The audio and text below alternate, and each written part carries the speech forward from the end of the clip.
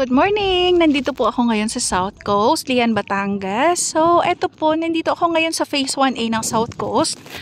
So, eto, may mga available lots pa po tayo dito, 120 square meters. Ayan ang view nyo. Greens. So, greens. Tapos, ayan, siguro nasisilip nyo. Ayan ay man-made lagoon. Ayan. Then, ayan po, papakita ko sa inyo ang view. Buo na po ang kanyang amenities. Ayan. Yung sa left side, doon sa area na yon, tapos na yung mga kalsada.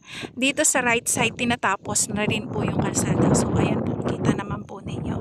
Yan. Kompleto na po dito yung clubhouse and yung basketball court. From this area po ay mga more than 10 minutes walk papunta doon sa beach. So, may access din po kayo sa dagat. So, kung gusto nyo pong mag-beach, may access din po kayo. So, ayan po. Sa mga clients ko, ito na po ang update natin. Recent update po. Thank you and God bless. This is Evincinas po.